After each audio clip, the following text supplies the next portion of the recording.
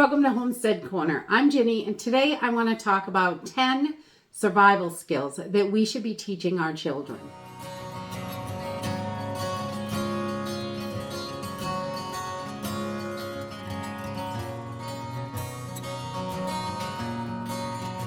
So I think it is really important to make sure that we are keeping our kids involved in our preparedness, and survival skills are one of those things that I think are so important for kids. If anything ever happened to you and your kid, or you got separated from your child and they had to do any of these skills, I think it's really important for them to know how to do them. Or even if you're really sick, in an emergency situation, if you become very ill, they can help take care of you and get things done, especially if your kids are a little bit older. Obviously, you're not going to have a 3-year-old doing all of these things on their own. So, but making sure they know how to do them is so important. And, not just your kids, your grandchildren as well. For those that have grandchildren, I think these are great, and they're great activities to do together. If you don't know some of these skills, they're skills that are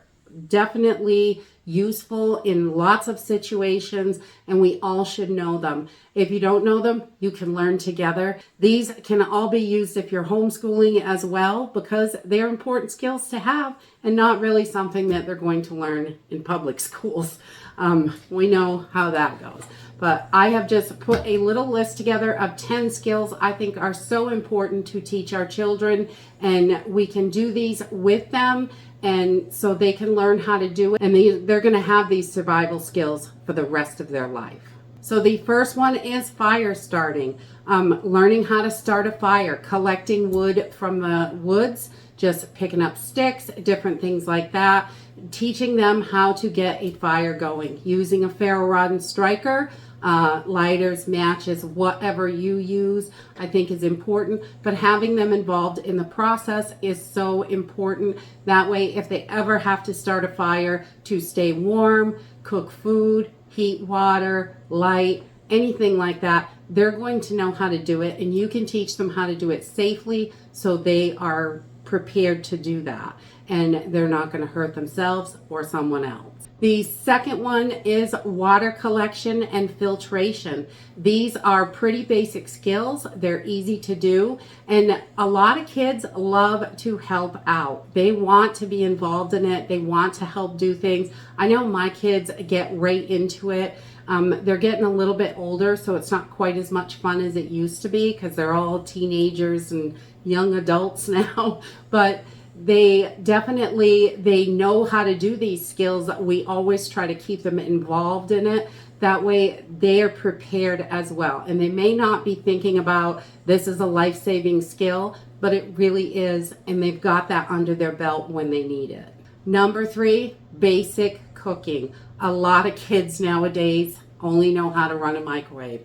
Learning how to cook inside on the stove and also on an open fire or a wood stove or something like that is really important, so they know how to throw meals together. So in an emergency situation, they can cook.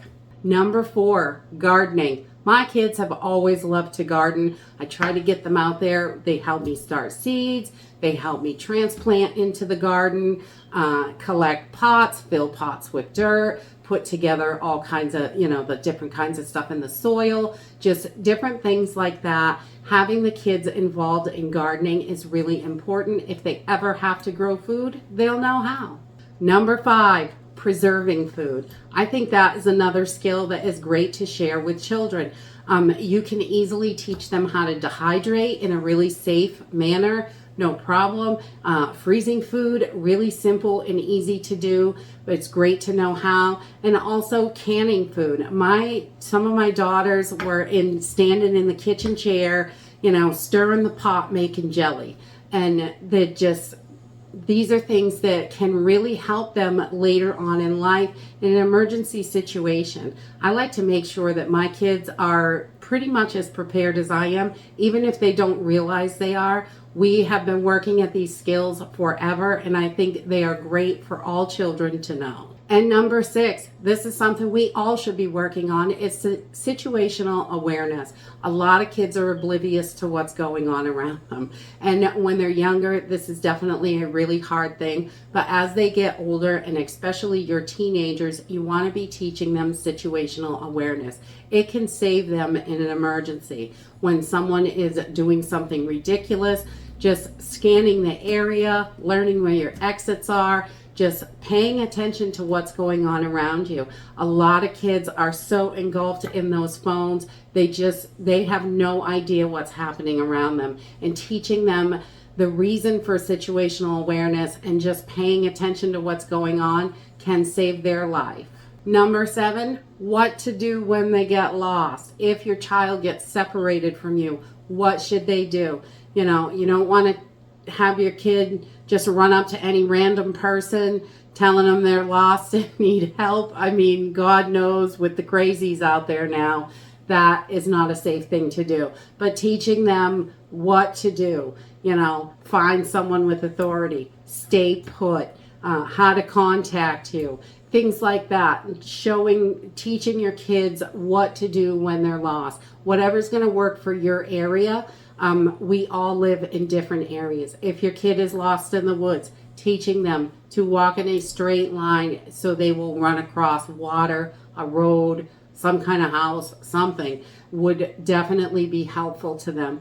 But just learning what to do if they're lost. Number 8, if your kids like to build forts, they're going to love this. Take them out in the woods and build a shelter. It will help you get your skills up, and they have a blast doing it. I know my kids just love this. When they were younger, they were always in the woods building little debris shelters and teepees and, all different kinds of shelters. And you could take a bucket of water and throw it on it and see if it holds water. Leave stuff out there so when it rains, if it gets wet inside. There are a bunch of different things you can do. And especially younger kids, I know they absolutely love this stuff. And even some of my teenagers still love to do it. Just getting out in the woods, collecting whatever they can find and building a shelter. Even if it's a tarp and ropes or whatever you can find to do that with, it is a great project for kids, and they will have that skill if they ever need it. Number 9, foraging and wild edibles.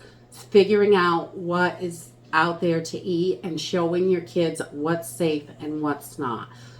We live in the woods, and there are lots and lots of plants available out there. Some of them are absolutely deadly, and some are delicious and edible. So we love to take our kids. We go on walks a lot in the spring, summer, fall, bike rides, walks, hiking, whatever. We're outside as much as possible and showing them different things. Like my daughter was so impressed to learn about tea berries, and she can pick up the leaves and chew on it. It tastes just like double mint gum. She loves that. But there are so many different things out there. They can learn to what kind of flower is on a plant so they know what they can do with it. Teaching them different things. Herbs that are going to help them if they get sick, anything like that. Teaching them how to forage is a huge one, and I think it is a great skill for children to have, and people, as everyone should know that, I think. And number 10, critical thinking. I think helping your child with critical thinking is one of the best skills, so they can see, learn how to get from this is the problem and this is the solution, and how are we going to get there? Thinking that through, thinking what's going to work, what's not going to work, helping them with that kind of stuff. And during all of these skills, if you're teaching these skills, they are going to pick that critical thinking up definitely, because they're going to be thinking outside the box, not like everybody else, not this is how you do it and this is the only way. There are a million different ways to get to the solution.